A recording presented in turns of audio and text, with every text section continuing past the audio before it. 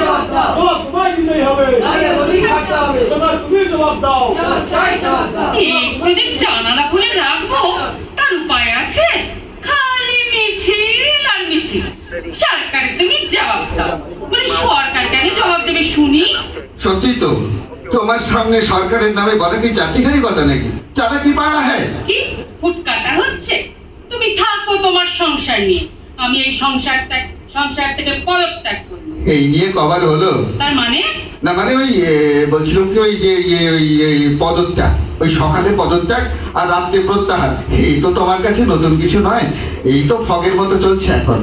বেশ করবো, 1000 বার করবো। আমার সংসার থেকে পদত্যাগ করি বা প্রত্যাহার করি, তাতে কার কি আসে যায় শুনি? আহা, অত সহজ নয়। আগে নোটিশ দিতে হবে, তাছাড়া উপযুক্ত লোক না পাওয়া পর্যন্ত তোমায় কাজ চালিয়ে যেতে হবে। কি আমার জায়গায় তুমি নতুন লোক বসাবে? তলে তলে তোমার এই মতলব? বেশ, এই আমি আমরণ অনশন শুরু করলাম, দেখি আমায় ঠেকাইতে। এই দেখো দেখো দেখো, আমার একটু অনশনটা এই কটা দিন বাদে করলে হতো না? কেন? না মানে এই ধরো, এখন তো মাসের শেষ, একটা অনশন করতে গেলে কত কি লাগে বলো তো? প্যান্ডেল লাগে, মাইক লাগে, ফুলের মালা, ফলের রস, এসব জোগাড় করতে করতে আমার লাইফটা যে একেবারে লোডশেডিং হয়ে যাবে গো। ওকে ওকে ওকে, যে সংসারে আইন শৃঙ্খলা বলে কিছু নেই, সেখানে একমাত্র প্রতিকারই হলো অনশন। কেন সংসারে আইন শৃঙ্খলার কি হলো বাবা? বলি এটা কি একটা সংসার? বলি এই যে আমি এতদিন ধরে তোমার সংসার করছি, আর তুমি তুমি আমার জন্য কি করেছো? কেন সংসার করেছি, তোমাকে বিয়ে করেছি। হ্যাঁ, এটা একটা কিছু করা হলো নাকি? হলো না, সবচেয়ে বেশি করা তো তোমাকে সহ্য করা, আর বিয়ে করে পড়লো আমার হাতে হাত করা। তখন মনে ছিল না যখন বলেছিলে তোমার সারা জীবনের ভাত কাপড়ের ভার নিলাম? হ্যাঁ, মনে তো আমার ঠিকই ছিল, ভাত আর কাপড়ের ভার তো আমি নিয়েই ছিল। তা বলে ভাতের সঙ্গে মাছ, মাংস, ডিম, কাপড়ের সঙ্গে আর ওই কত কি লাগে, এইসবের ভার তো আমি নিইনি বাবা। ঠিক আছে ঠিক আছে ঠিক আছে, খুব হয়েছে।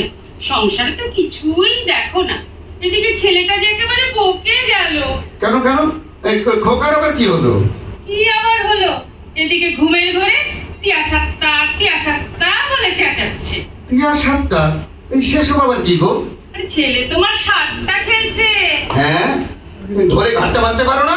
হ্যাঁ, তুমি কি করো? তোমার লজ্জা করে না? লজ্জা? লজ্জা, ঘৃণা, ভয়, তোমাকে বিয়ে করে এই তিনটেই করেছি আমি জয়। মুখ পড়া মেয়ের কথা শুনলে না একেবারে জ্বলে যায়। এই রে, এই মেন্সের মুখ পড়াতে গিয়ে উনুনে ভাত একেবারে পুড়ে ছাই হয়ে গেল, সে খেয়াল আছে? বলি ওই আতপ চালের পিন্ডিগুলো তোমাকে কে আনতে বলে শুনি?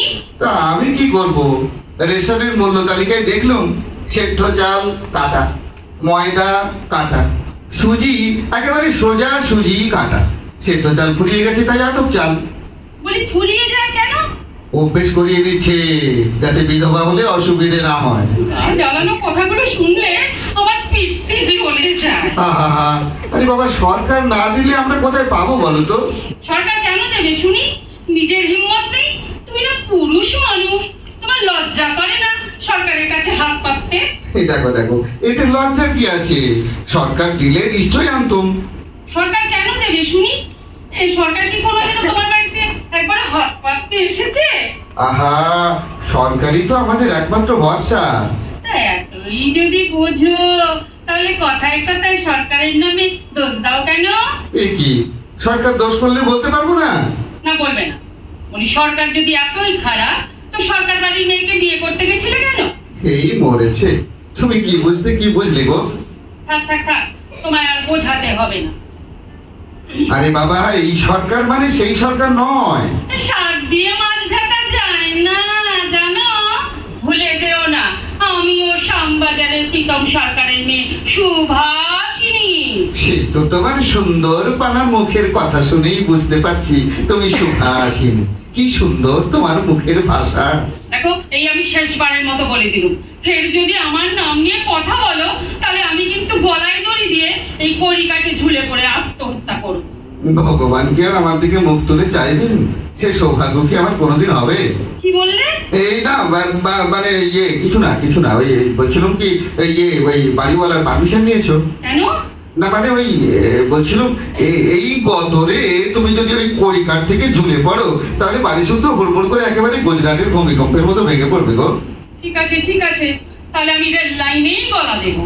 দিও না অমন কর্মটি করো না। রেলের কোনো টাইমে ঠিকঠাক আছে? এই দেখবে তুমি গলা দিয়ে পড়েই আছো, এদিকে গাড়ি লেট আসছেই না। ঠিক আছে, তাহলে গায়ে কেরোসিন তেল ঢেলে আগুনে পুড়ে হলেও আমি আত্মহত্যা করবোই। খবরদার বলে দিলাম, কেরোসিন তেলে একদম হাত দেবে না। 3 ঘন্টা লাইনে দাঁড়িয়ে 1 লিটার কেরোসিন তেল জোগাড় করেছি কি তোমার গায়ে ঢালার জন্য? মরতে হয় অন্য কোনো উপায় খুঁজে বের করো। কেরোসিন তেলে তুমি হাত একদম দেবে না বলে দিলাম। বেশ, আমি তাহলে বিষ খেয়ে আত্মহত্যা করার প্রতিশোধ নেবই।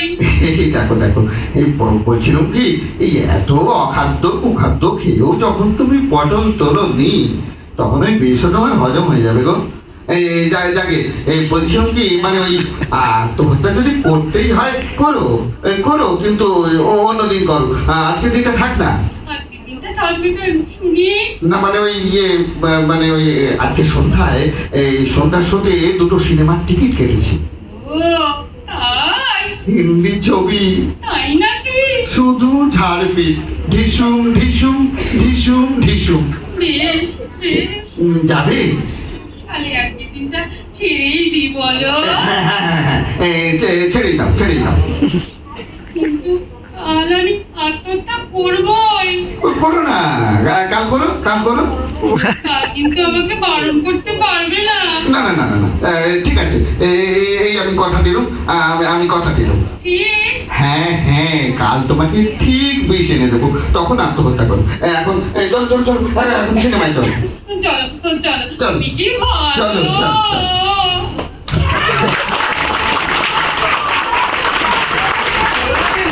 ধন্যবাদ। আমরা বলি